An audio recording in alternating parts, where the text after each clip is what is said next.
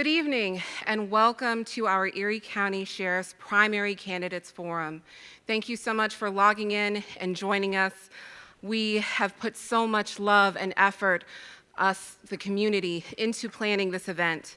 At this time, we would like to thank our host, the Buffalo and Erie County Public Library, for hosting the event. We would also like to thank Will Holton and his media company for helping us stream the event on tonight. And we would like to acknowledge our forum partners: Buffalo Jewish Community Relations, the Buffalo Urban League Young Professionals, Faith in Action, Free the People of Western New York, League of Women Voters, the NAACP Buffalo Chapter, and the Western New York Peace Center. Voice Buffalo is an interfaith community-based organization that is made up of over 40 different coalitions, congregations, and almost 36 individual members. The forum tonight was planned by them, our members, and our community in response to the concerns and the need for reform in our sheriff's office. At this time, we would like to share a short video instructing you on how you can become more involved with some of the partners that we've read tonight, as well as Voice Buffalo. Slavery has been abolished. We will choose, we will choose. Our voice will be heard regardless. They don't want to play no more with you. Slavery has been abolished. We will choose, we will choose. Yo, Martin Luther had a dream, but it seems we got a bigger problem cause the poor man plead. The government stay trying to be the police, and you might get beat for wearing a hood in your sneaks. But I don't gotta sneak around the scene, I just say what I mean. If freedom is a drug, you can call me a fiend. Got water in the rag cause I'm trying to stay clean, but the good and easy life ain't easy as it seems. Every rest tall, screaming freedom for my people. Fighting demons, this world is evil, but I owe your love for these heathens. As we rise tall, screaming freedom for my people. Fighting demons, this world is evil, but I owe your love for these heathens. As we rise, lift our voices, hold our heads high. Don't let them stop you, they will test you, so go and fight for your right. As we rise, lift our voices, hold our heads high. Don't let them stop you, they will test you, so go and fight for your right. Faithfully bringing for justice. Voice Buffalo. Faithfully bringing for justice. Voice Buffalo. Faithfully bringing for justice. Voice Buffalo. Faithfully bringing for justice. Voice Buffalo. We hope that you will use the information provided and find out how you can join organizations like Voice Buffalo, Buffalo Jewish Community Relations, Buffalo Urban League Young Professionals, Faith in Action, Free the People Western New York, League of Women Voters, NAACP Buffalo Chapter, and the Western New York Peace Center. Thank you again for joining our forum tonight. At this time, it is my honor and pleasure to bring up one of our many amazing board of directors for Voice Buffalo, Rabbi Jonathan Fryrick. He will explain a little bit about tonight's forum, our process and procedures, our process for inviting people, and we hope that you enjoy tonight's event.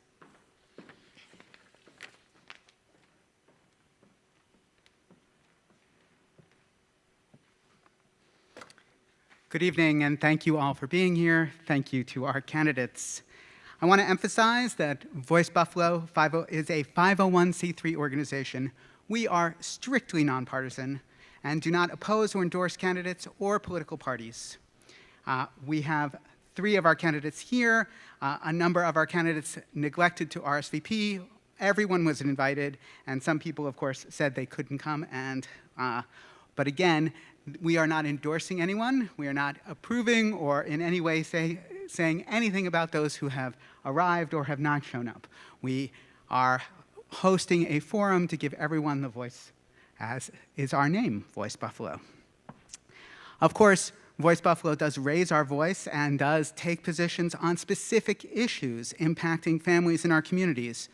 We look forward to working with any and all of our elected officials, regardless of party affiliation. We invited every single candidate running for sheriff to tonight's event, but did not receive a response from Karen Healy-Case, Ted Denoto, nor Steve Filano. John Garcia politely declined our invitation to attend. Some notes about the people who are here. Kimberly Beatty is the Director of Public Safety at Canisius College and the former Deputy Commissioner of the Buffalo Police, the second largest police department in New York State. Kimberly is a certified master police instructor in crisis intervention, domestic violence, police mental health, and police supervision. Kim is an advocate for community policing, and she is running for sheriff to restore trust between the police and the communities they swear to protect. Miles Carter is an activist, father, and entrepreneur who has gained an intense understanding of the system and how it impacts our community. He has spent his time in the private sector, where he was integral in the organizational development of a leading technology company that created over 150 high-paying jobs in Western New York, and today is an independent business owner. Miles has an extensive background in community service and uses his voice to advocate for change and justice in Western New York. Brian Gould is a 21-year veteran of the Cheektowaga Police Department, where he currently serves as Assistant Chief. His public service encompasses more than 25 years as a volunteer firefighter and 12 years with the Cheektowaga Central School Board, including 5 years as board president. Brian has developed and taught crisis intervention and addiction response classes across the state, is a graduate of the FBI National Academy's Law Enforcement Leadership Program, and earned his bachelor's in criminal justice and master's in criminal justice administration at Hilbert College.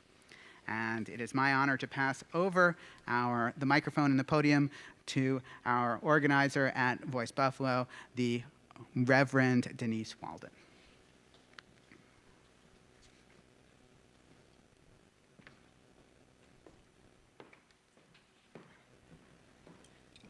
Thank you so much, Rabbi. I greet you with blessings and peace, and I have the honor of introducing our moderator for this evening, Mr. Brandon Lewis.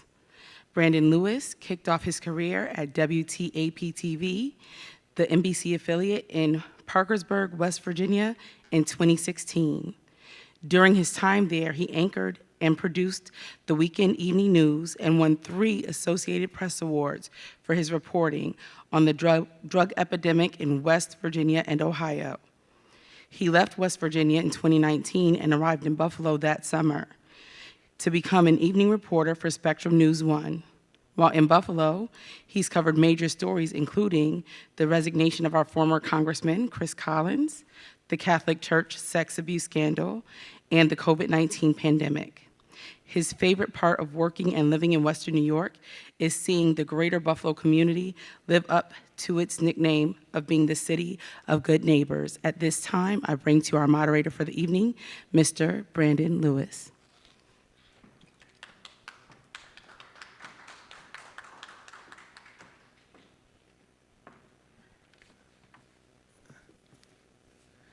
Thank you for that introduction, and thank you for having me tonight.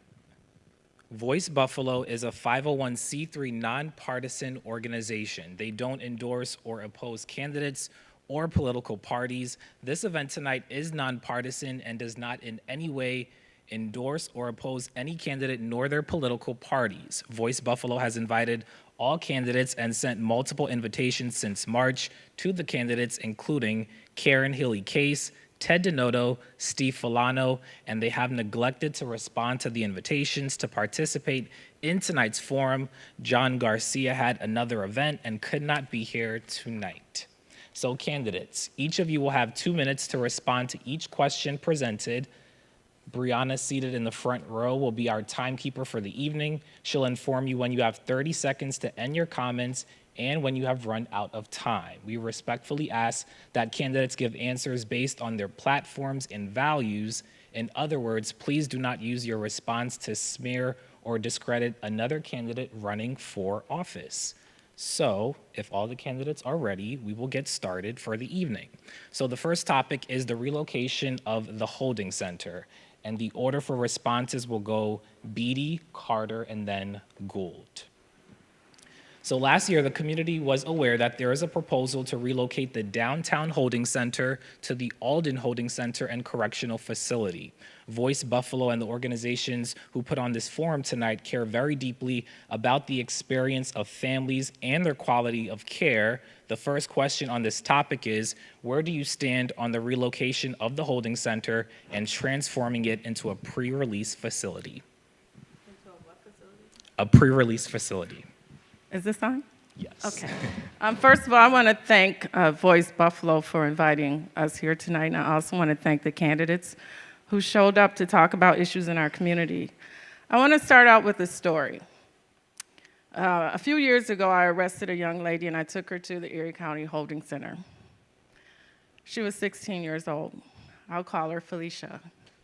When I took her into the holding center, it broke my heart that I had to put a 16-year-old into a bullpen with about 40 other women who had been incarcerated. So I don't believe that people should be packed into a cell or into a facility. I don't feel bad about what I did for that young lady that day. I made sure she got an appearance ticket and that she could go home to her family. I worked with her and made sure that she did not have to stay there. I can reimagine both facilities being open like they are. We need jobs programs. We need to find support for our inmates and make sure that they're able to thrive. We need to make sure that they have training. We need to reduce recidivism and make them whole people so that they can survive when they end their incarceration. I want inmates to feel safe. I want officers to feel safe. And that would be my goal as sheriff of Erie County. I want officers to know at the end of their shift they can go home and that they've worked in a safe environment. Families need to know that their loved ones are safe. Also, if we move everything from the Erie County Holding Center out to Alden, it's going to impact families. If we couldn't get to the Galleria Mall a few years ago on public transportation, how are families going to get to Alden? Thank you.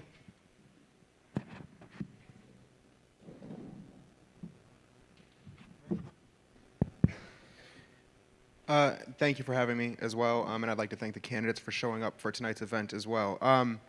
I definitely think that one of the facilities should be closed, whether it be the holding center or the Alden facility. I think the jury is still out on that. I know that there is a, I know that there was a questionnaire that went out to the community requesting they respond as to whether or not they believe one of these facilities should be shut down. I know that everyone knows that there's a litany of issues that exist within the holding center, whether it be due to the assaults, the sexual assaults, or the deaths that have occurred there. We know that the facility does not have any green space, and we also know that the facility is not adequate to house people, specifically prisoners. We also know that there's no programs for rehabilitative services, that there's no medically assisted drug treatment in those facilities as well, so people don't have access to their Suboxone and methadone when they're addicted to heroin, which is causing an even larger opioid overdose epidemic when they leave the facility. So yes, I believe one of the facilities should be closed. If we do close the holding center, I do believe there should be transportation provided to the families so they continue to visit their loved ones throughout their course of the time at the Erie County Correctional Facility. And I do believe that, well, part of my platform actually goes extensively into the types of jobs that we should be employing. So we should be hiring people that are trained in mental health counseling. We should be hiring people that are trained in behavioral health counseling. We should be hiring people that are trained in drug counseling. We should be hiring drug treatment specialists, and also educators and job trainers so that we can provide better programs, better services to those inmates, because the number one reason why people are committing crimes is because of poverty, right? So we want to solve the issue of desperation before individuals are leaving from jail so that we don't have a continuation and have this high recidivism rate that Kimbiti speaks of. Our recidivism rate is currently over 80%, which means people are going into the jails, they're coming out, and they're reoffending, right? We have the same criminals coming in and out of our jails on a regular basis. We need to be doing more to rehabilitate their mind, spirit, and their soul and take care of any drug addiction while they're in jail as opposed to criminalizing people. Thank you.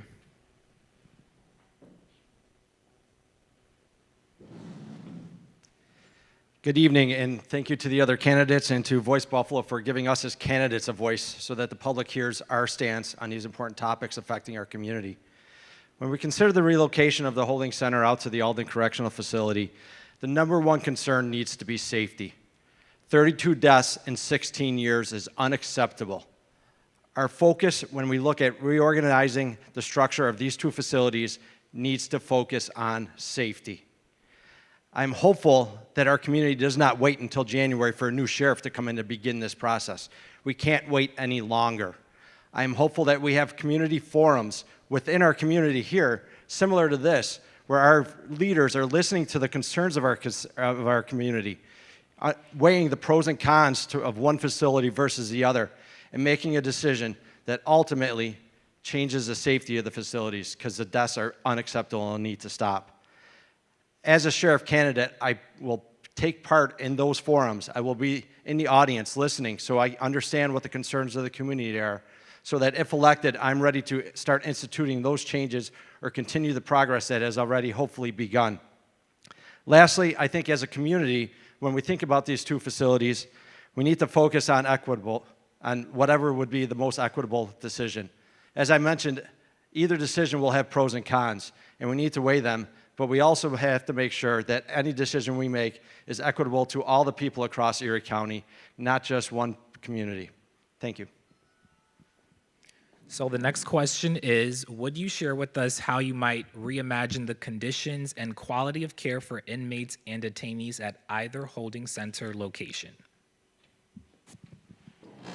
Well, like I said in the beginning, I know inmates need to feel safe. I can't say that enough. They need programs put in place so that they can go through rehab if they're having problems. If they have mental health issues, they need assistance for that. Officers also need to feel like they have the support at the job that they need, that they have, and they need to be supported. That's all I have, sir. Everybody, we need programs in place. Rehab, jobs training, life skills, and everything else. Officers also need to know that there are practices put in place so that if they see a traumatic incident, that they are able to receive help for that. Thank you. All right, so I think the first and foremost is that we've been seeing that our actual county jail lacks in is accountability. With respect to the deaths at the holding center. So our first move would be actually to have to institute accountability throughout the actual the jail system. The sheriff has the ability to discipline and to fire officers that do break the rules and break the law within Western New York, or deputies for the sheriff's department. And I would exercise that to the full extent, and we would fire people that do not behave appropriately. We would fire people that commit criminal acts against inmates, and we would fire people that are responsible for the deaths of inmates, like in the case of India Cummings. So accountability is a huge part of the platform to ensure that we are actually making the conditions safer by holding those deputies that are committing the atrocities accountable. In addition to that, like I said before, we're going to change the way that we're actually hiring in the jails, all right? It's not just about believing that we need these programs. We're going to make sure that these programs are in place. We're going to make sure that we're hiring mental health counselors. We're going to make sure that we're hiring behavioral health counselors. We're going to make sure that we're hiring drug counselors. We're going to make sure that we're hiring drug treatment specialists.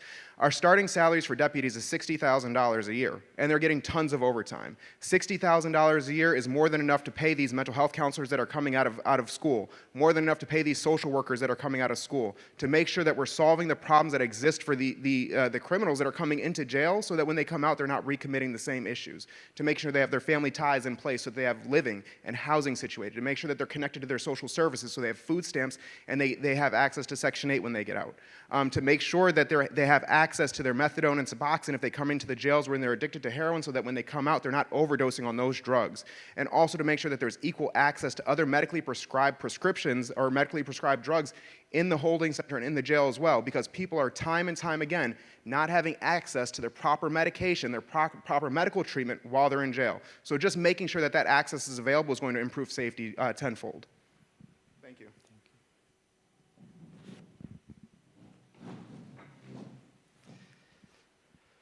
In 2013, I recognized that the criminal justice system needed to reform in the way that we are interacting with people with mental health concerns. I developed a program of crisis intervention training where we began training police officers to recognize mental health concerns, to better respond to mental health concerns, and to know what resources are available within the community. As sheriff, I will expand that program and make sure that all of our, not only sheriff's deputies on the road, but also those within our facilities have training and have those skills. I will work to continue to improve the screening process so that every individual that comes into our facility is properly classified and receiving the proper services while they're within our facilities. I want to ensure that there is a good relationship between the forensic mental health staff, the medical staff, and the security staff of both facilities so that we are keeping everyone as safe as possible. I want to research best practices, such as the practices that Sheriff Dart has brought to Cook County in Chicago, Illinois. His program of pre-bond initiative, which diverts those with mental illness to secure community-based treatment facilities, and also works with public defenders to get lower bail amounts for people who are suffering from mental illness so they can receive treatment within our community instead of being locked into a facility with subpar treatment. Lastly, I want to be a transparent sheriff, one who communicates with the community our programs that we have available and make sure that the families of people within our facilities have an open channel to discuss their concerns with the people who are entrusted with the care of their loved ones. Thank you. With the increase in population size, if the facilities were to consolidate, is there a guarantee that all necessary spiritual, recreational, and educational opportunities will be available to all, including detainees from the holding center, and what might that look like? Well, of course, I'm a person, I am deeply grounded in my faith, and I believe that people need what they believe in life. I believe that programs need to be put in place, but what's more important, we have an issue in our society, and it's happening all over our country, a mental health issue. I know we've talked about these crisis intervention teams, and that's important, but we need for every single officer, every person in a uniform to be trained in police mental health, because you never know what you're going to get, and you never know what time is going to happen. So we don't want to wait for a crisis team to come in. There is a program done through the Division of Criminal Justice in New York State, police mental health, and every officer. I took the training when I was a training officer in the city of Buffalo, and I wondered, why isn't every officer receiving this training? So I think that's important for us to make sure that every officer is receiving training so that we don't have to wait for someone to come in to address a crisis. We should be ready and prepared. So programs, life skills. Recreational skills are important also. People need to exercise and they need to get out there and be healthy. That's important. We also, I just believe that they need job skills, training, programming, so that they're able to survive when they get outside of the prison walls. Thank you.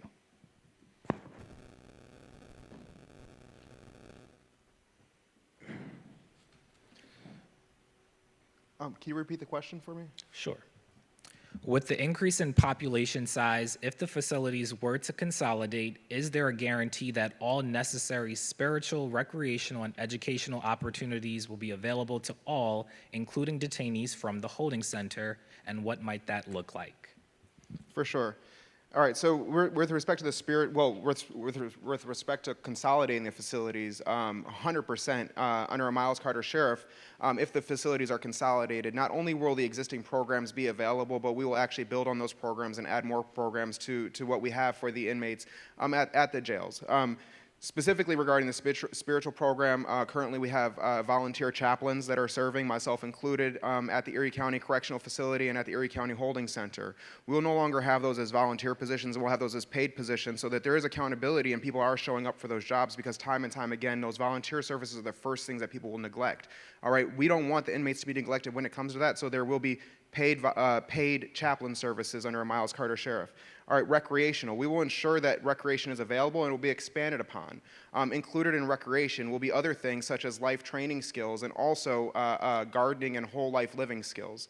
All right, and then also with mental health 911 calls flow through the Erie County Sheriff's Department, and I just want to touch on this briefly. So the sheriff has the ability to then route those 911 calls to mental health respondents as opposed to police officers. All right, so with that's another action that would be taken under the Sheriff's Department. We will be routing those mental health calls to mental health respondents as opposed to armed police officers, so they're not running into the same issues of police brutality and shootings and killings of people that are experiencing mental health issues. And those same issues happen in Buffalo Police Department and in Cheektowaga Police Department. All right, so even though we do have representative of their leadership here today, that it has not been done. All right, we have not taken those things seriously under the leadership that we've had on the Buffalo Police and under the Cheektowaga Police Department.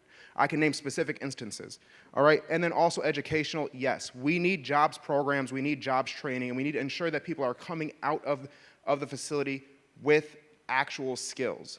The number one reason why people are offending, the number one reason why people are going to jail is because of desperation. People don't have money. We need to train people on skills. We need to connect them to programs so that when they're coming out of jail, they're not in the same position of poverty when they went in.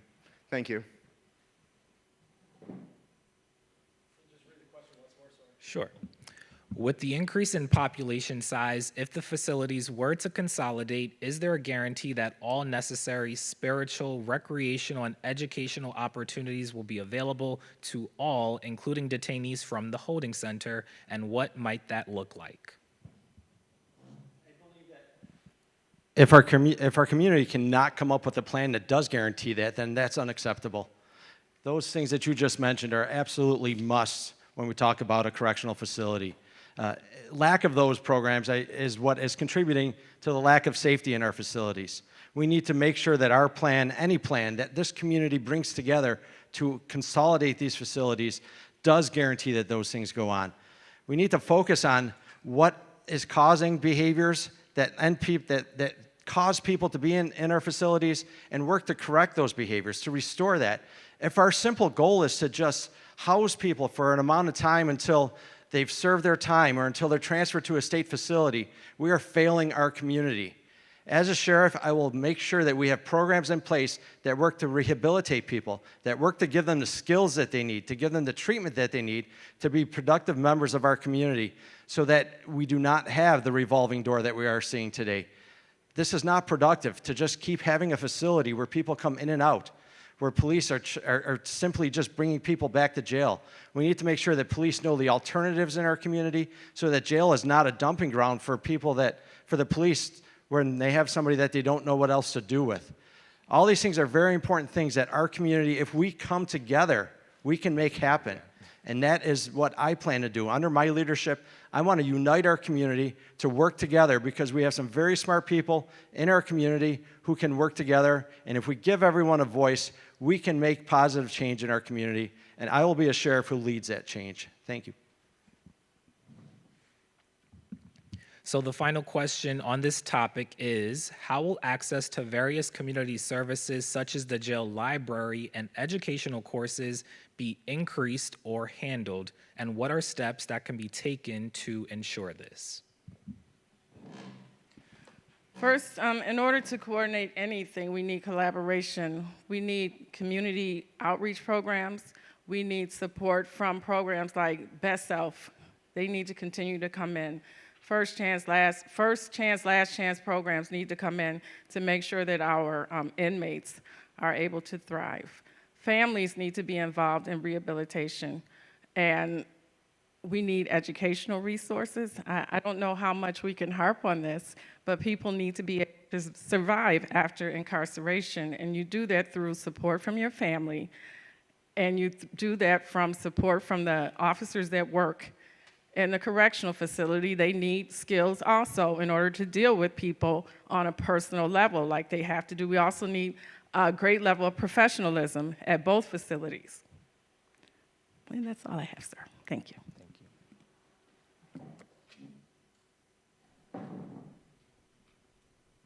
I think it goes without saying that part of my platform under the Miles Carter Sheriff's campaign is to actually hire the appropriate people to staff our prisons, because that's not what's being done today.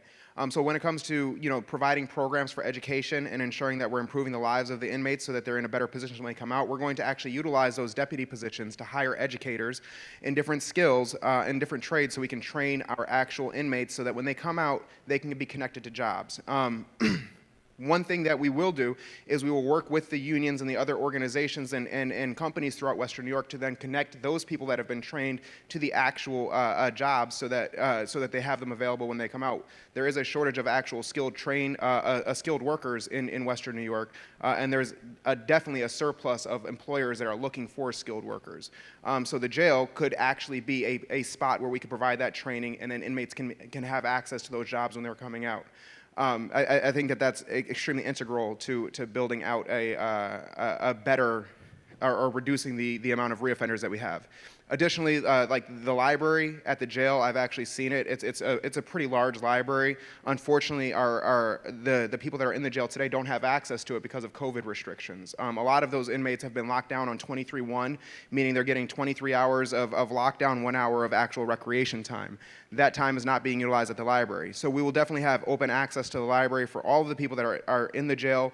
In addition to additional training, one of the big things that a lot of inmates do when they're in jail is they actually start planning for the life outside of jail.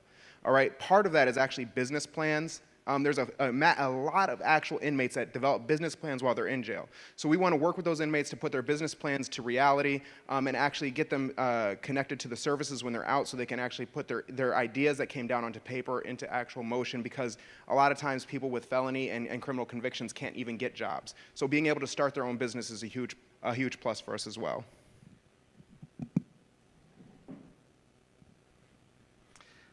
I think most of these questions still revolve around the same thing, and I keep going back to safety. If we have services in place, if we have activities, if we have access to libraries, if we have access to people outside of the facilities through phone calls, and the right people interacting with our detainees while they're in our custody, we will keep them safer. I also think that we need to, as a community, look beyond our own walls. We don't necessarily have to reinvent the wheel with everything that we do. There are a lot of great programs, a lot of successful programs that are being implemented in other counties, other states, other parts of the country. I am a true believer of following the research, looking at what works in other places, and implementing those changes in our own community. Lastly, any changes that we do implement, we need to make sure that they are having the desired results. We have some very great colleges and universities in Western New York with some very bright young people who are eager to do research to help serve our community.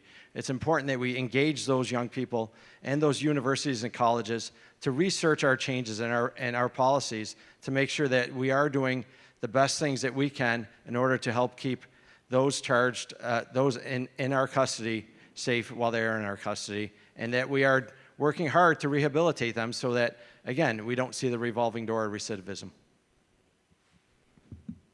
Thank you. The next topic is intake and mental health. And for these questions, the order of responses will go Carter, Gould, and then Beatty. Since 2005, the State Commission of Corrections and Department of Justice have ruled various deaths of more than 30 incarcerated individuals that have taken place as homicide or homicide by means of neglect, citing various medical and mental health procedures within the Erie County Sheriff's Office. That's according to the 2018 State Commission of Corrections report. Voice Buffalo believes access to mental health services, as well as appropriate and timely medical treatment, are crucial components of violence prevention and harm reduction, and can help eliminate negligence and violence at the hands of the carceral system. The first question is, in the light of the newest investigation in the Erie County Holding Center regarding the alleged rapes of women and sexual misconduct, what will you do to make sure that new procedures or suggestions that stem from the investigation are fully complied with and implemented? Again, the sheriff has the ability to actually discipline those officers that are involved or those deputies that are involved with misconduct. All right, instances of assault and sexual assault, those officers will lose their jobs. There's no way around it. There will be a proper investigation. Those officers will be relieved from their duties, and then criminal charges will be pressed in specific cases where they're criminally liable for damages that they've done against inmates.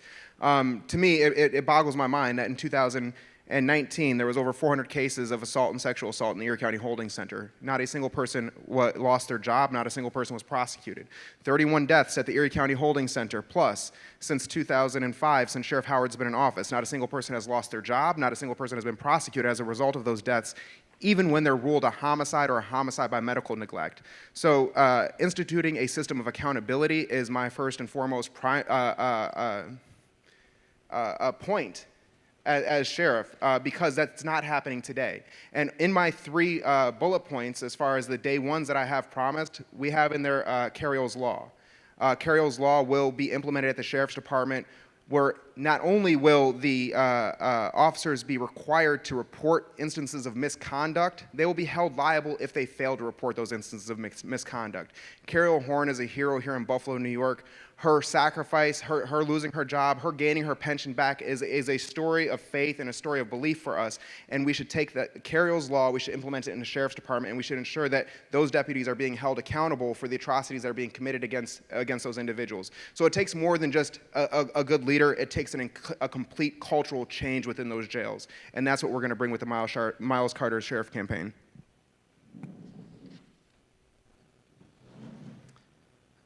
I couldn't agree more about the culture. The culture of our current sheriff's office needs to change, and it will change on day one. Employees of that office who do not change will have a hard time fitting in and ultimately will be gone. A culture where we care about the people that are in our custody, where we care about their safety, where we care about them succeeding. A culture where we understand that people who don't fit into our culture will not succeed as employees of the Erie County Sheriff's Office. It takes professionalism to be considered a law enforcement officer, professionalism to do the right thing, integrity to do the right thing when nobody's looking. That's what it takes, and those are the staples that we need in the people who are working for the Erie County Sheriff's Office. Those are the things that, as sheriff, I will demand amongst the employees of the Erie County Sheriff's Office. I also will be a transparent sheriff. I will not need a lawsuit from a state organization to get me to comply with laws. I will be a sheriff who is open and transparent about the policies and the procedures and the actions that are taking place within our facility, so that the community can hold me responsible if we're not making the changes that they demand to see. This is a very simple process. I believe with the right leadership that we can make these changes and that Erie County can have a sheriff that they can be proud of. Sure. In light of the newest investigation in the Erie County Holding Center regarding the alleged rapes of women and sexual misconduct, what will you do to make sure that new procedures or suggestions that stem from the investigation are fully complied with and implemented? Thank you. First of all, leadership starts from the top. And as a sheriff of Erie County, you have to lead by example, and that's what I will do. Rape, inappropriate conduct, we can talk about moral turpitude. We should all Google that if you don't know what it is, but it's a crime. Rape is a crime, and people should be charged when they commit offenses like that. I will support the Partnership for Public Goods recommendation on having a civilian review board involved with the Professional Standards Division. I believe in lengthy suspensions. If you are a member of a union, you cannot just be terminated, but you can be on unpaid suspension for quite a long time until the problem is resolved. So people will have to fight for their jobs at some point. So that's how I feel. People should be charged with crimes, and they should be arrested, and they should be disciplined. And leadership starts from the top, and that's how I'll lead. If elected, are you willing to work with community-based organizations that specialize in mental health and wellness to identify other resources and treatment for detainees at the holding center? So that goes to Carter first. Yes. For sure. We'll definitely, under Miles Carter Sheriff's Office, we will definitely partner with community organizations with respect to mental health, behavioral health, and also drug addiction and drug treatment. I think it's important to note, though, that the Erie County Sheriff does have the ability to fire its employees, although they are in a union. There is a union contract that exists, but New York State law through Supreme Court has upheld the Sheriff Department ability to fire its employees. So yes, under a Miles Carter Sheriff's campaign, when an officer breaks the law, when an officer does something wrong, they will be terminated. They will not have their job, and a lengthy suspension is not enough. All right, so I will just go ahead and make that point. Additionally, the Sheriff's Office has a budget of $130 million a year, all right, $126 million a year. $100 million of that is being spent on the Erie County jails. In the city of Buffalo, there was 5 out of 65 homicides solved last year. All right, there was over 400 cases of assault and sexual assault inside the Erie County jail. There's missing persons coming up in Buffalo time and time again that are going uninvestigated quite frequently. So the Erie County Sheriff under Miles Carter will be utilizing those resources to ensure that we're assisting with those criminal investigations with respect to the deaths that are being uninvestigated or unsolved in the city of Buffalo and throughout our community, to make sure that we have a task force in place when people go missing, so that in the failure of an Amber Alert, we are still deploying the proper resources to find our people and to bring them home safely. Okay, and we will not be focusing the efforts of the Erie County Sheriff's Department on arresting low-level drug offenses. It'll be utilized for real crime in the communities, like sexual assault, like homicide, like assault, like missing persons. That's how we'll be utilizing the budget of the Erie County Sheriff's Department.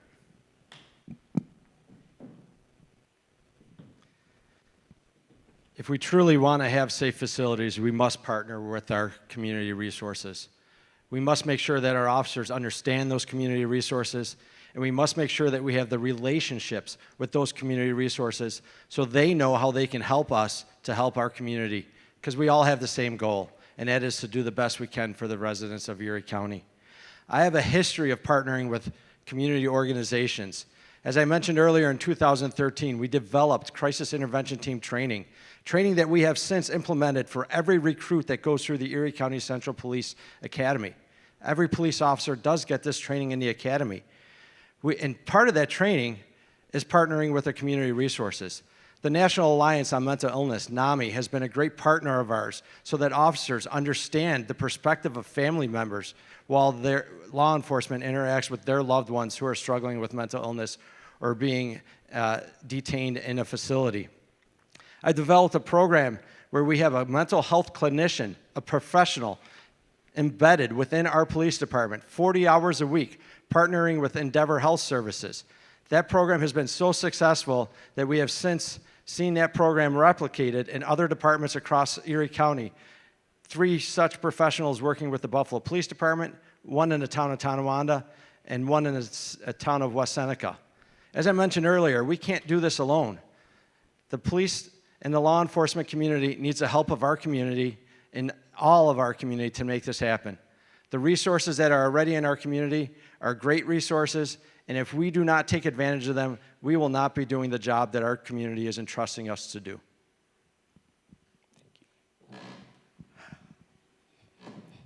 People are dying in Erie County while they're in custody. There's also inappropriate activity. When I talked about suspension, I mentioned unpaid suspension. When I talked about officers receiving training, I'm talking about the same training that the training officers, the training instructors receive. There is more than just basic training. You have to continue training, and it has to be ongoing throughout your police career. Yes, I will work with programs like Best Self, Evergreen, and also the Buffalo Urban League so that we can help people after their, during and after their incarceration, because we want them to be able to develop into respectable members of our society and that they don't have to deal with reentry and recidivism. So yes. And the final question in this topic is, how will you incorporate best practices in de-escalation and other proactive policies to prevent injuries and deaths within the holding center? And we'll start with Carter.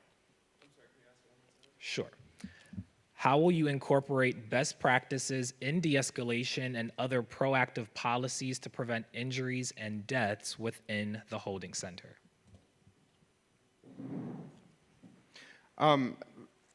Specifically regarding de-escalation, again, this comes down to hiring and actually hiring those deputies that are also already trained and already have the skill set in proper mental health de-escalation. All right, it's important. We're paying a premium for our law enforcement that we have in Western New York. Our deputies have a starting salary of $60,000 a year.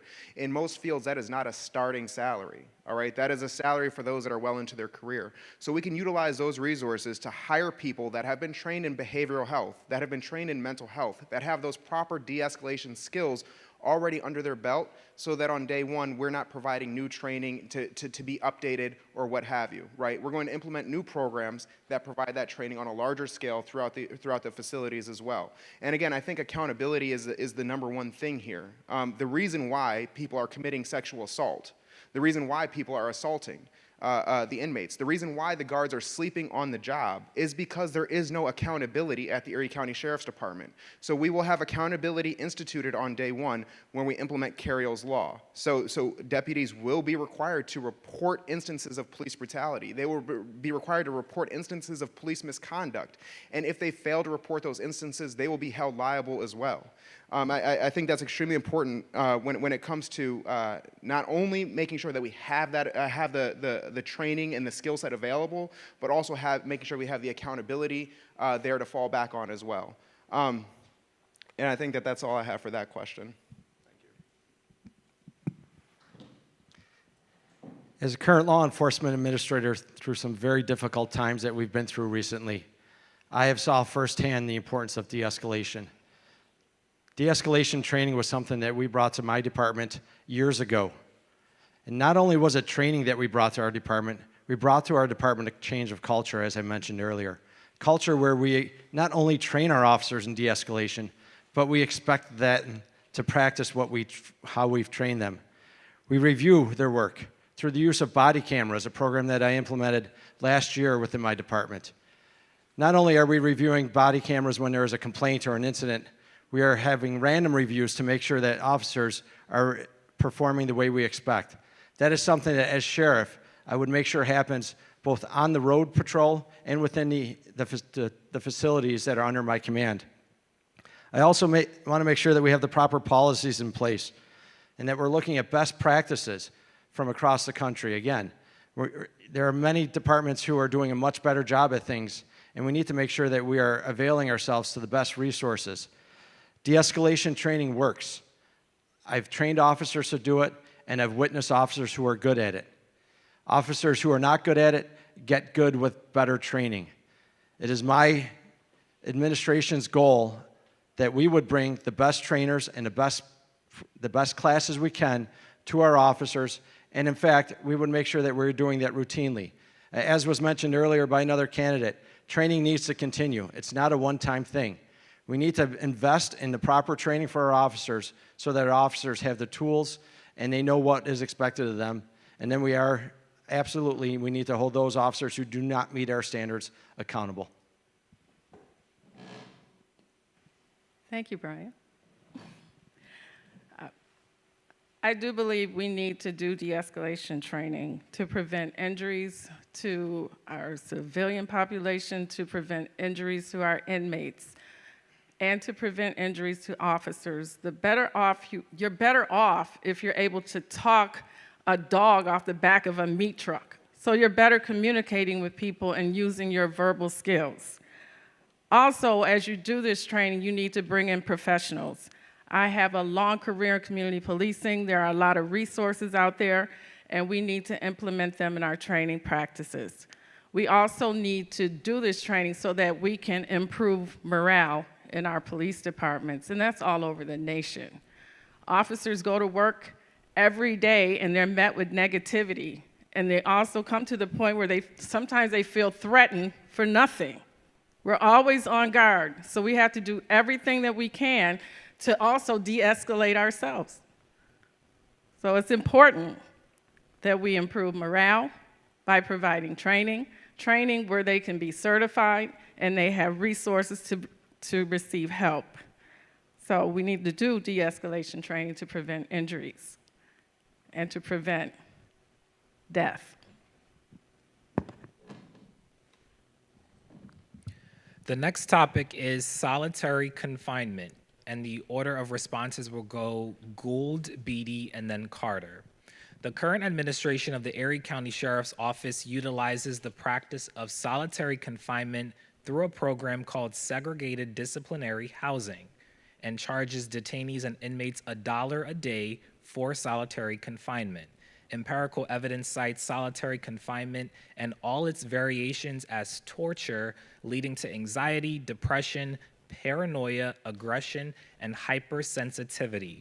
The HALT Solitary Confinement Act has recently been passed in the state, but will take some time to be adopted into jail procedures. So the first question on this topic is, how do you view the practice of solitary confinement, and explain your reasoning for your stance?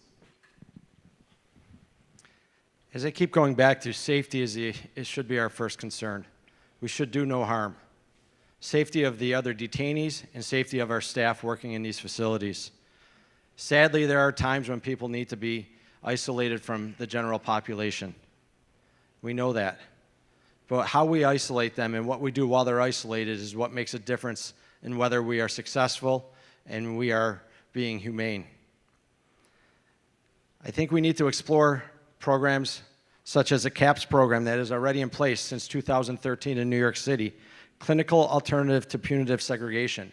Programs that look at what is leading to the disruptive behavior that has led to the need for isolation. Programs that work towards rehabilitating people so that if they participate in programs, they could have time taking off of their time away from the general population. Our goal should be making sure that those who are making bad choices and causing dangerous disruptive behavior understand the consequences of their behavior, have the tools and the ability to fix their behavior, because ultimately, not only will they be back into the general population of our facilities, at some point they will be back into the population of our community, and it's our goal to make sure that when they do return, they return as a safe citizen and able to participate and be a productive member of our community.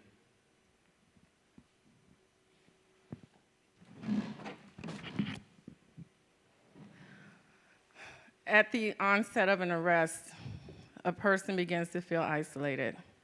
You put the handcuffs behind their backs, you sit them in the back seat of a patrol car, and the doors lock, and they can't get out. Now they take a trip with the officers, and they're booked, and their movement is confined. And then they're put into a cell. So think about that. Think about George Floyd. Think about how he felt when he told the officers, "I'm claustrophobic." So now we're isolating a person.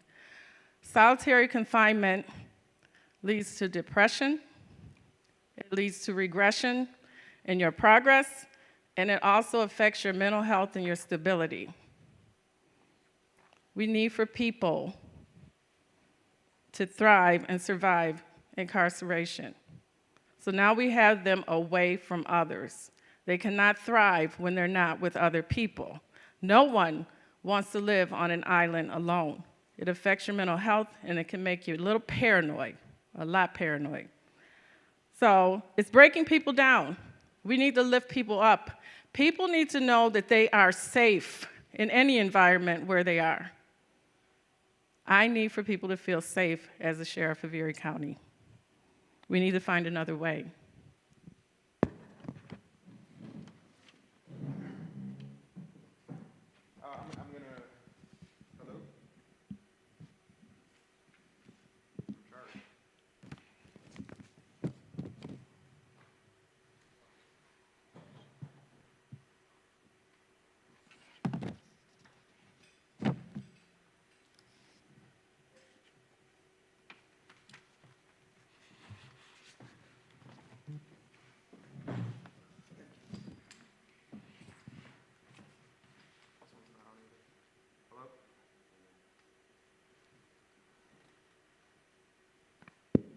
There we go.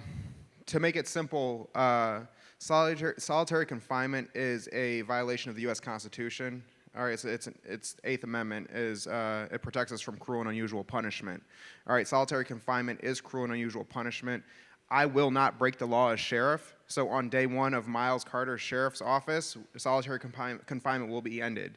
All right, solitary confinement, or the HALT solitary confinement bill has been on Andrew Cuomo's desk for over a decade. I believe he finally passed it. It's been part of my platform since I announced that I was running for sheriff. So on January 1st, when I take office, solitary confinement ends. We will find an alternative.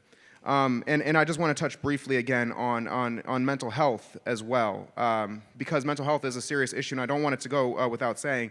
But you know, there has been instances in the Buffalo Police where mental health was present and de-escalation training was not used.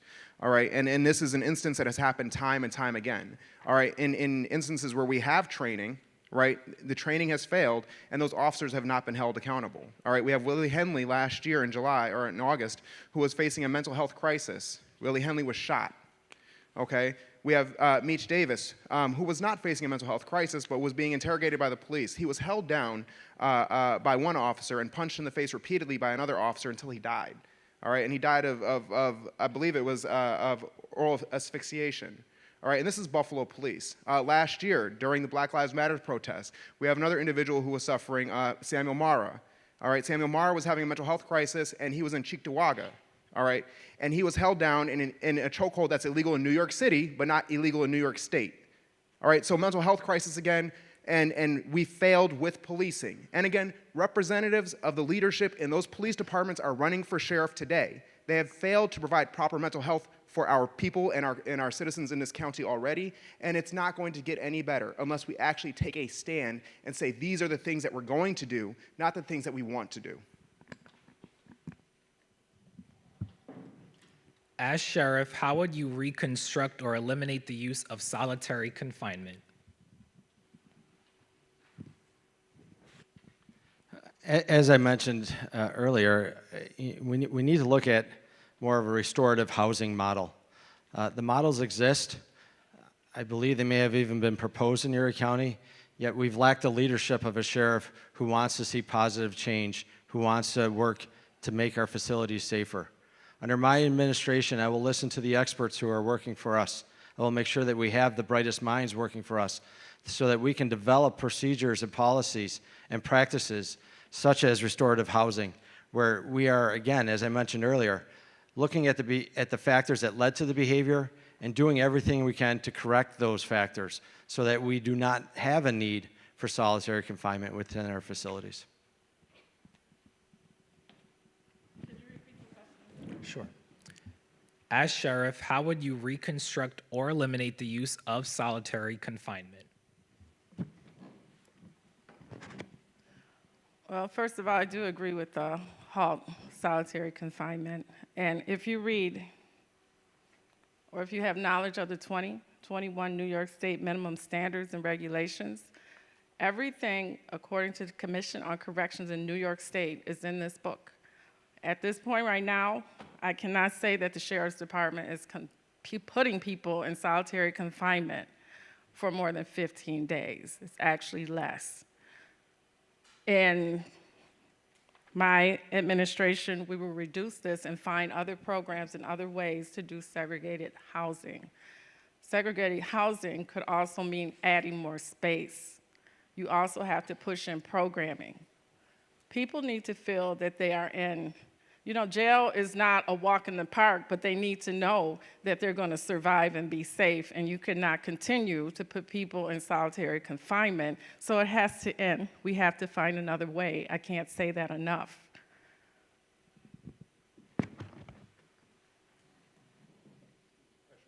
Sure.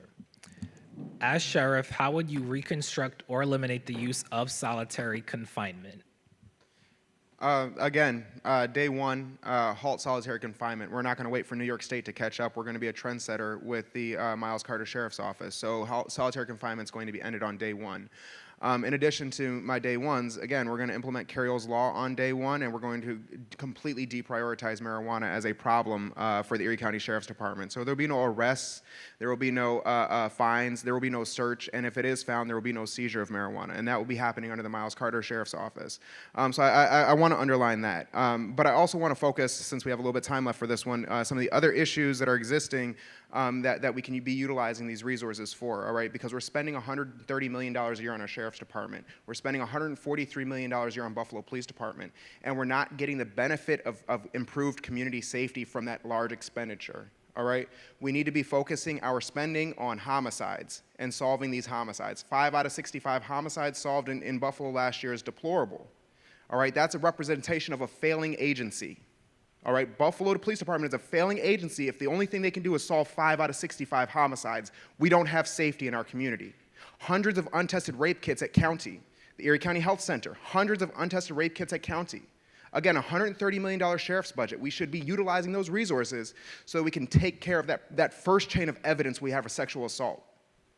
All right, that's not being done today. All right, missing persons, specifically missing black people, going uninvestigated continually. In the case of Tira Lott back in February, she went missing. It was not investigated as a crime. 3 weeks later, she came up dead by the train tracks. All right, we have a spending problem in Erie County. We're spending too much on policing, we're spending too much on incarceration, and not enough to keep our communities safe. And the final question on this topic is, what specific steps will you take to ensure that deputies and other jail officers enact best practices with inmates and the community?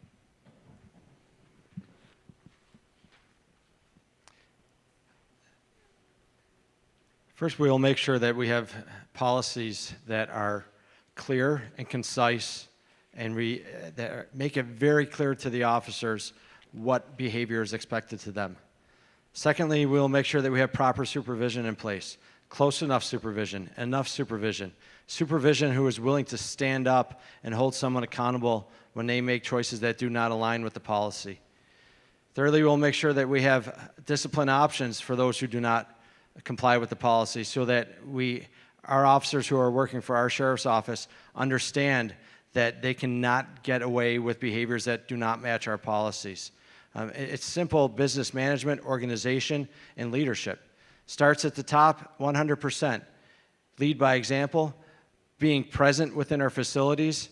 As sheriff, I will be in our facilities. I'll be walking around. I'll be in both the facilities and supervising the road patrol, just being present to make sure that everything that we have in place as an administration is making its way all the way through the channels and is being used in a way so that our community members and those entrusted, whose care is entrusted to us, are kept safe.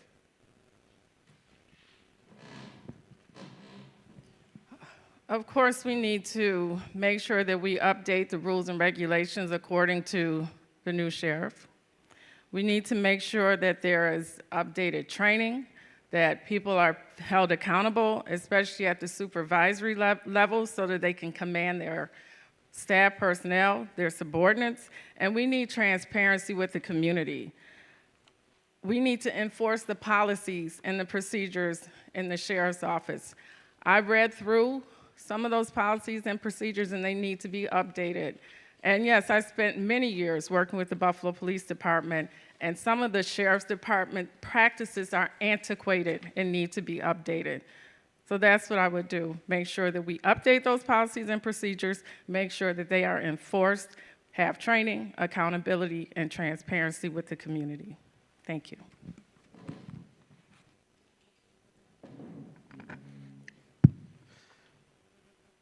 All right, so again, day one, implementing Carroll's Law. And it will be enforced at the Erie County Sheriff's Department. So there will be accountability with respect to police officers and their policing in both the jails and in the road patrol. All right, in addition to that, we're gonna ban chokeholds. So chokeholds will be illegal the same way they're illegal in New York City, they'll be illegal in Erie County, under the Erie County Sheriff's Department. All right, mental health calls. right? This is another way that we can promote safety in our community, right? Too many times people that are suffering from mental health episode, they're getting unfair treatment from the police, all right? We saw this with Rueda Salem and Lieutenant DeLong last year in July when Lieutenant DeLong and a bunch of Buffalo police officers were harassing a man that was outside of 7-Eleven having a mental health crisis. He then assaulted Rueda, okay? Meaning that Lieutenant DeLong assaulted Rueda, all right? So instead of having armed police officers responding to every single mental health call, right, when we have a non-prioritized mental health call, we will make sure that there are mental health respondents to that call, all right, and that will definitely help keep citizens safe. We're going to be spending less time on traffic enforcement under the Miles Carter Sheriff's Department, and we'll be spending more time on making sure that people are investigating, again, homicides, sexual assaults, and missing persons specifically. And when there is a case of a death or police brutality at the Erie County Sheriff's Department under my administration, there will be an independent investigation done. And we will take that investigation and we will act upon that. Thank you. All right, just as a reminder, we respectfully ask that candidates give answers based on their own platforms and values and to not use their response to smear or discredit another candidate running for office. So the next topic is phone and commissary, and the order of responses will go Beatty, Carter, and then Gould. Funding for the sheriff's office is substantial, with $126 million being spent this year. Additionally, the Erie County Holding Center's phone and commissary rates are some of the highest in the state. In the 2019 financial reports, for example, the Erie County Sheriff's Office listed $945,749 in revenue just for phone and commissary. Expensive commissary and phone costs make it difficult for detainees with health and dietary restrictions to afford nutritional food and make it challenging for many detainees and inmates to maintain contact with their loved ones. So the first question on this topic is, what is your position on jail spending and sources of ethical revenue? First, I'm sorry, was that first? Yes. I'm sorry. First of all, we need a sheriff that can be seen and be heard. And like I said, leadership starts at the top. There are some integrity issues with this revenue. I don't know where it's going, but it needs to go to health and fitness program and recreational activity for inmates and contacts with their families. No prison system, holding center, or correctional facility should be making a profit from family members or from inmates. So that's a big concern of mine. When I become sheriff, this will not happen. This money will be turned back to the inmates for their recreation, family, and care. Family outreach, contacts and care.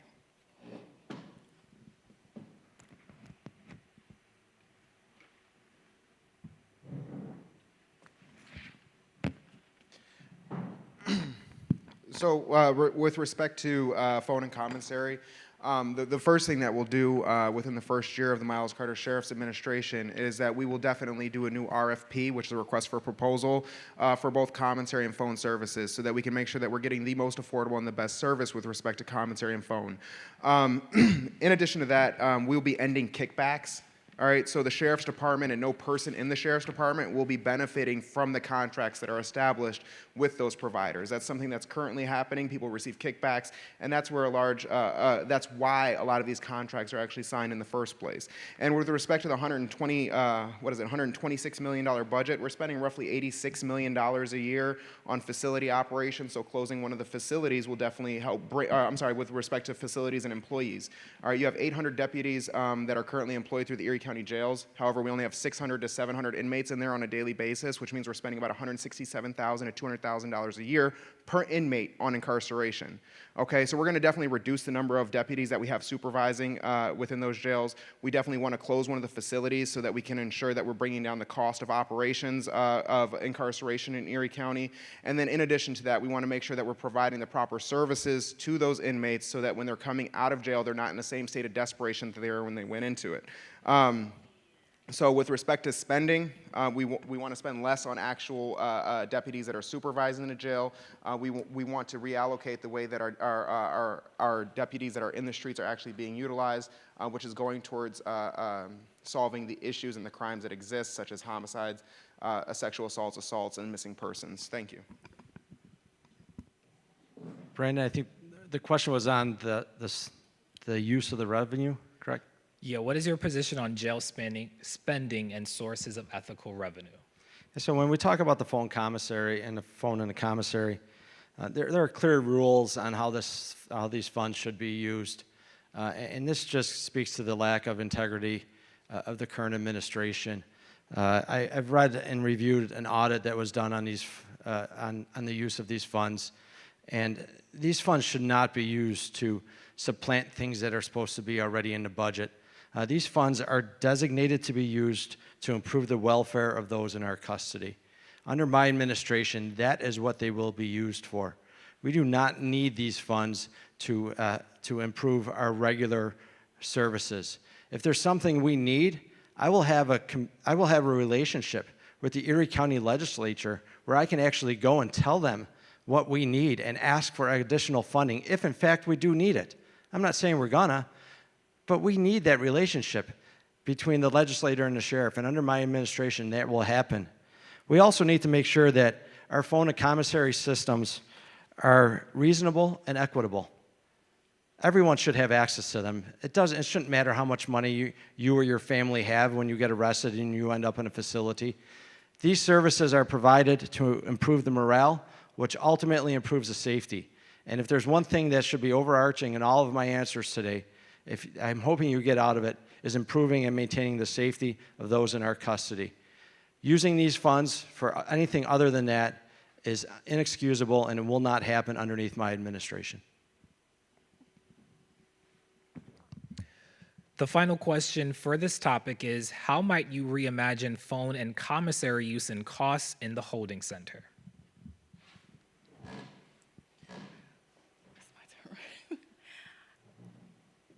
Well, of course, inmates need commissary. They should not have to pay a substantial amount of money that they're not making for these things, phones, commissary. We should not be making money off the backs of prisoners. So, I'm sorry, could you please repeat your question? I have a headache, I need a root canal, and I'm trying to get through this, and I apologize. Your friend, how might you reimagine phone and commissary use and costs in the holding center? Thank you. I imagine it being fair and equitable for the people that are there. I don't feel like, I can't imagine the sheriff making a profit off of these things, and if the profit is there, it needs to go back to the inmates so that they can have recreational resources, training, and educational skills put in place, and so that they can have contact with their families, programming, life skills, and things of that sort. I apologize, my medication is wearing off.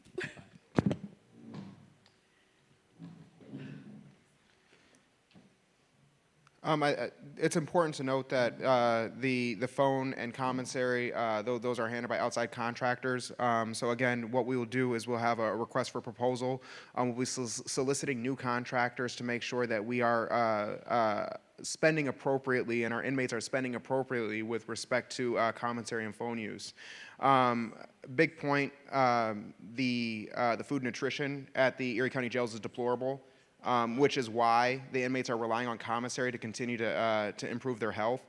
We will upgrade the nutrition and the food that's provided in the jails to ensure that people are able to sustain themselves from that food and from that diet.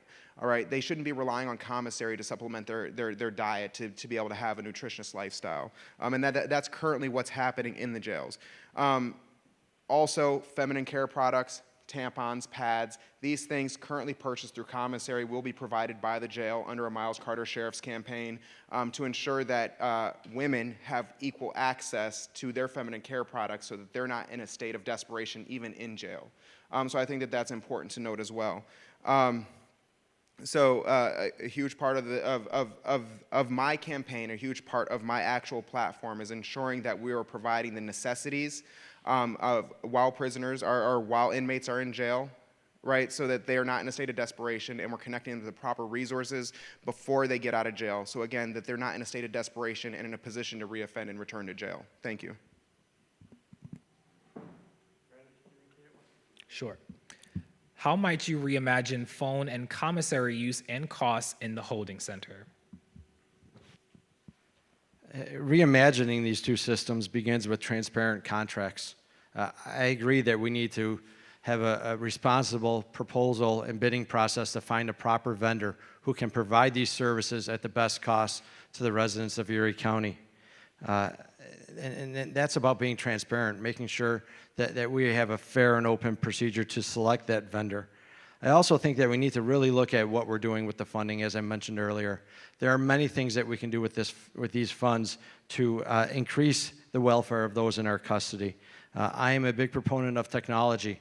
I believe that by adding cameras to our facilities, even body-worn cameras for the deputies who work in our facilities, will help to increase the safety of our facilities.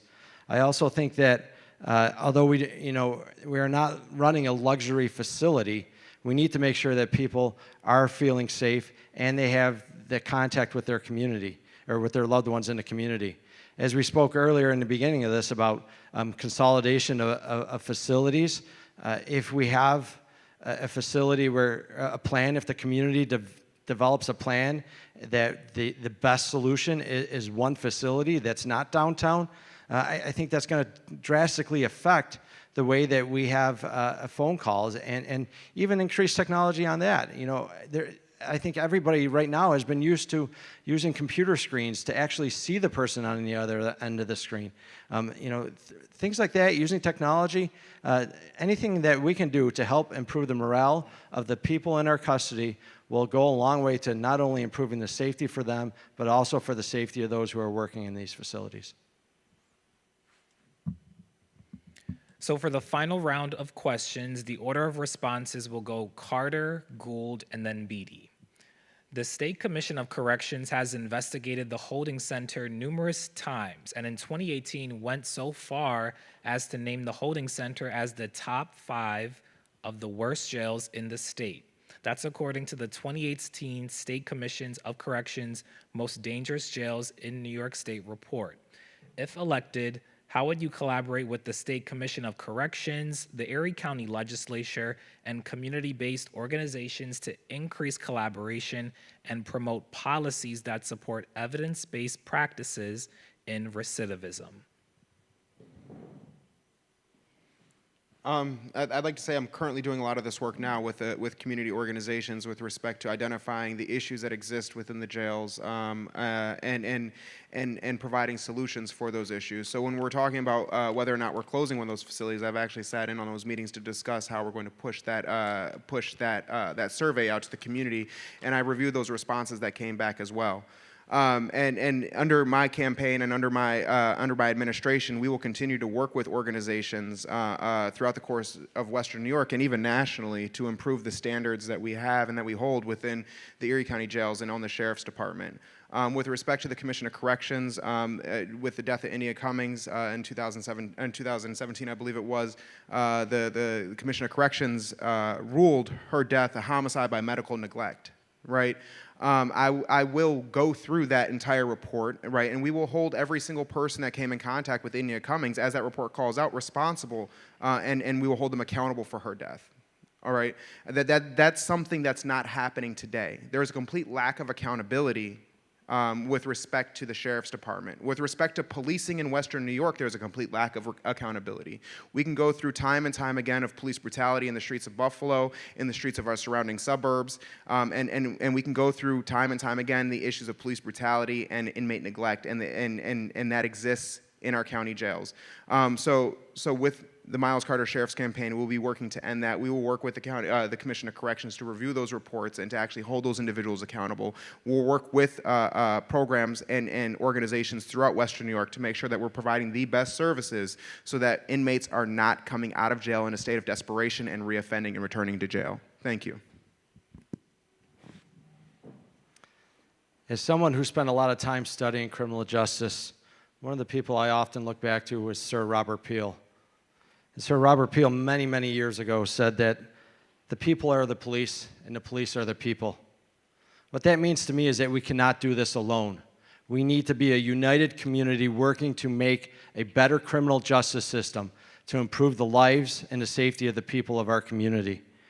We do that through collaboration with partners, with experts in the community. We do that by studying evidence-based procedures, by knowing what works and what won't work so that we don't waste our time and lose lives trying things that have already proven not to work. Under my administration, I plan to follow those ideals, to use evidence-based practices, to work with our community, to collaborate with the experts in our community. My goal is that one day, Erie County, the Sheriff's Office, is a best practice that other communities are looking to us to replicate procedures and practices that we have, because right now that is not happening at all. Thank you. Right now, we're operating at a standard that is embarrassing. New York State has standards and regulations for management of county jails and penitentiaries. We need to make sure that we increase our operating levels so that we are above those standards and we do not fall below. I believe we need to use body cams. Videos cannot go missing when officers are involved in questionable activity. I will make sure that we don't violate civil rights of any person. We have to do investigation. Leadership will be held accountable, and so will officers. I am well-versed in collaboration with a lot of groups because I've served in the community, and I believe in community-based partnerships. As the chief of E-District, I help the community flourish and grow.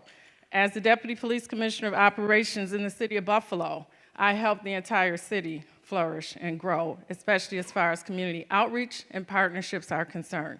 Right now, as a Director of Public Safety at Canisius College, I am well-versed in collaboration, and that's what I believe in, and that's what we will do. Thank you. How will faith leaders and other community-based organizations be included in discussions that impact jail procedures for detainees, and will they have a seat at the table? Yes. Faith leaders will be included in employment at the Erie County Sheriff's Department, specifically ensuring that we hire chaplains at the Erie County jails to ensure that they are not only have a seat at the table, but are responsible for the care of the inmates, not just during religious services, that they're there to provide counseling services throughout the course of time, that they're able to prioritize this because it is their salary and their means of income and the way that they provide for their family. All right, currently the way that it's being done is having volunteer services, volunteer chaplains come into the holding center.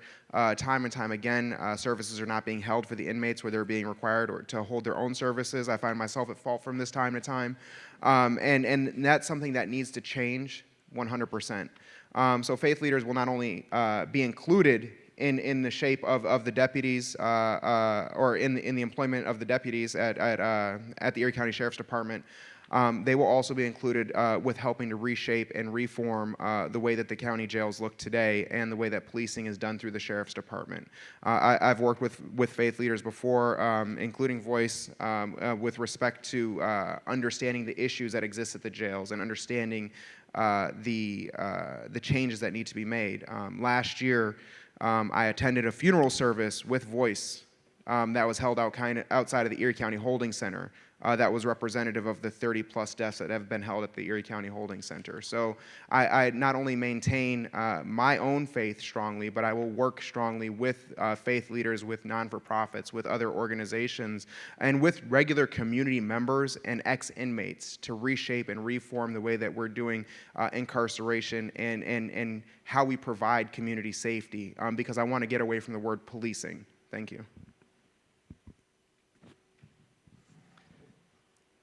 In the short couple of months that I've been on the campaign trail already, I've had the pleasure of meeting some very, very dedicated pastors and religious leaders in our community. And one of the overarching things that I've heard, one of the concerns that I've heard from many of them is the lack of access to people within our facilities. I do not understand why that happens, and under my administration, that will not happen. These are dedicated people in our community who are asking to help. I will not turn away people who want to help. As sheriff, I will reach out to engage more people who want to help. I will listen to them, I will learn from them, and I will lead our department to make the changes necessary to engage them so that they can help us to keep people safe within our custody. I've mentioned earlier, we're all in this together. We all have to be part of the solution. By decreasing access or not giving our religious leaders the access to their congregation or people of their community while they're in our facility, I think is something that needs to change, and it will change under my administration.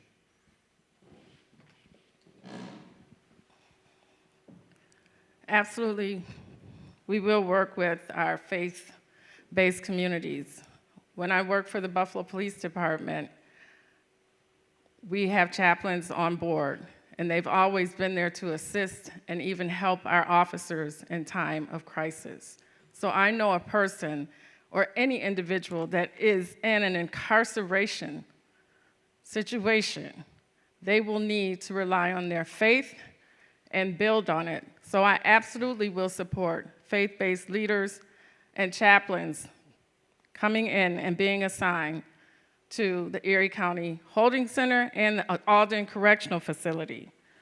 We need a variety of ideas and positive activities for change. So every resource in the community that we can find to help our inmates and their families, we are going to use when I become sheriff of Erie County.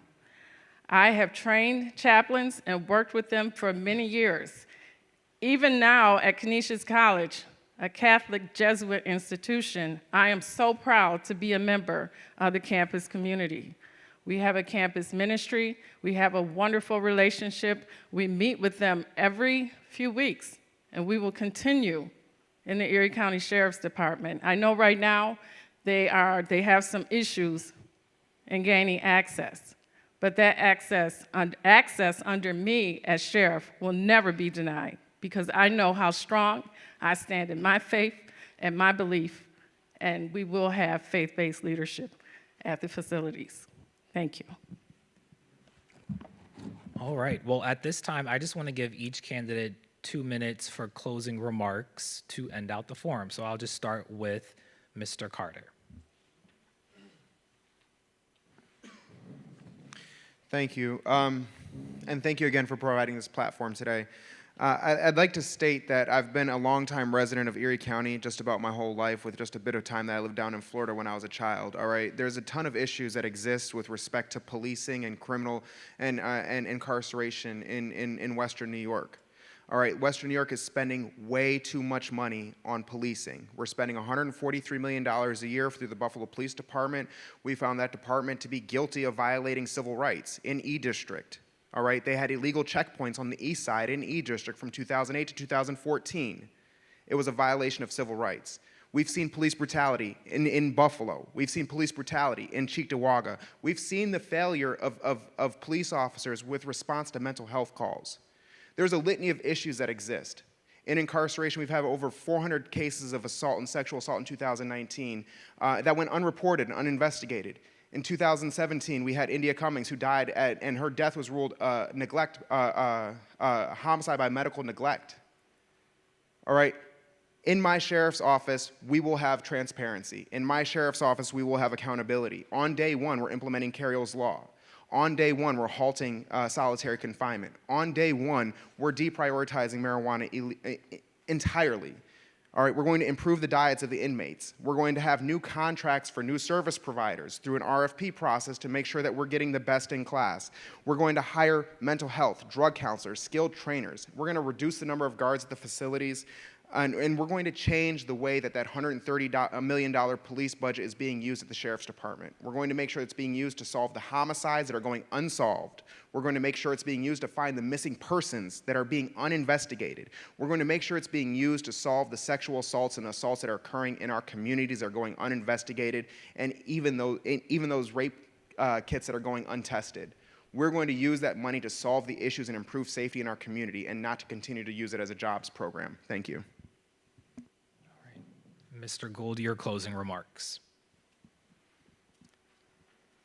When I see something wrong, something that needs to be fixed, or someone that needs help, it's my instinct to help. It's why I became a volunteer firefighter when I turned 18. It's why I've been a police officer for the past 21 years. Although it would be easy for me to stay as assistant chief and wait for the chief to retire and move up to the rank of chief in my current department, I know that the people of Erie County need help. It's in my blood to help people, and that's why I am running for Erie County Sheriff. I've seen my own community hurt. I've seen a lack of services for our young people after school. Instead of sitting back and waiting for someone else to fix the problem, I stepped up. I led an effort to create a Boys and Girls Club in our most impoverished section of town so that young people have positive role models and activities to do after school instead of interacting with the police officers. I served 12 years on the Board of Education because I cared about the young people in our community. I learned to balance the needs of the taxpayers of our community with the children of our community.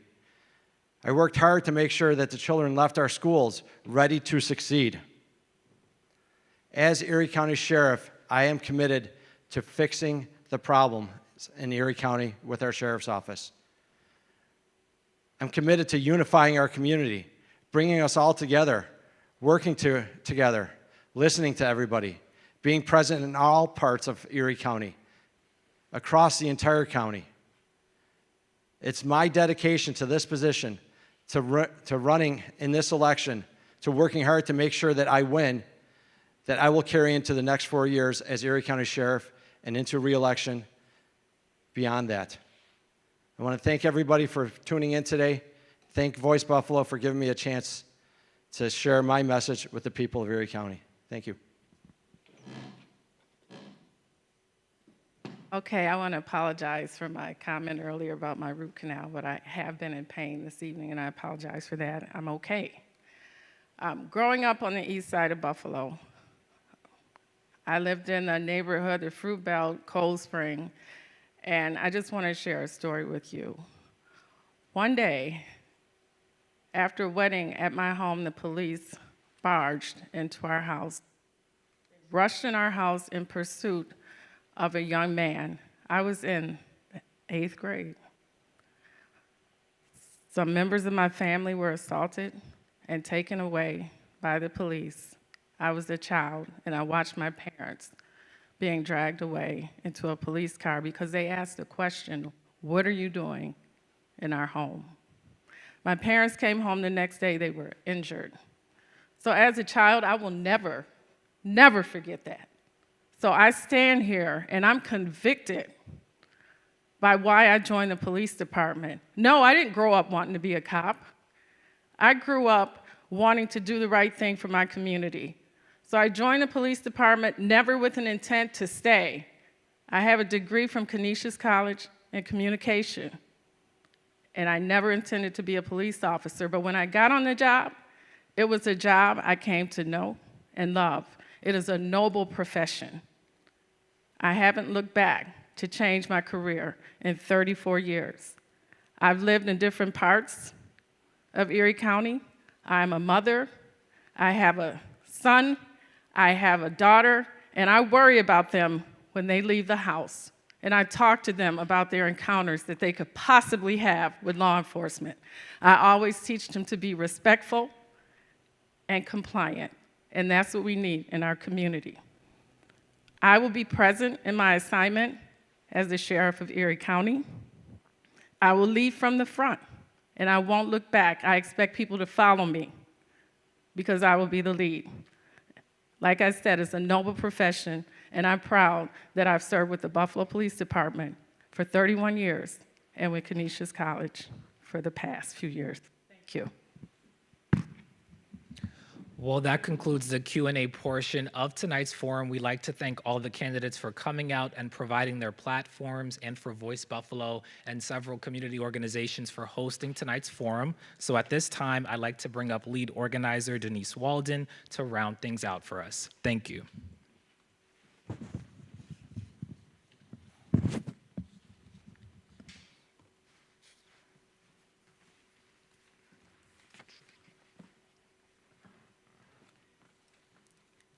Thank you, Brandon, and thank you to all the candidates that took the time to come and make sure that your voice was heard so that the Erie County residents can make the vote and make sure that their voice is heard.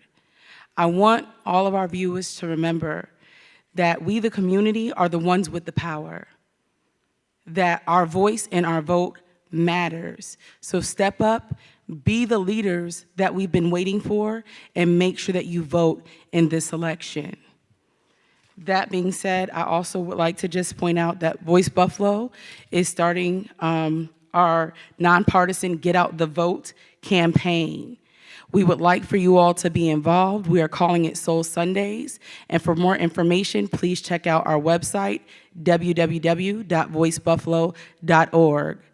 We will also be hosting a Souls to the Polls event on June 12th at the Delaving Grider Community Center, and we're certainly hoping to see you there. Also, to get involved, check out our website, www.voicebuffalo.org.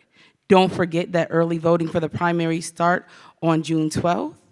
And we are looking forward to continuing our Get Out the Vote efforts straight through the general election.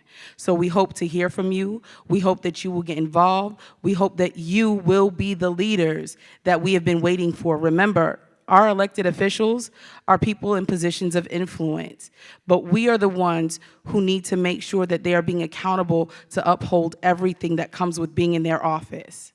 So get out, vote, continue to do the great work, and be the leaders that we need. Thank you again to our candidates, and to those who didn't choose to come and have their voices heard tonight. This was certainly an opportunity missed. Thank you to the staff and the partners and everyone who's helped with this evening. Have a great and blessed evening. Good night.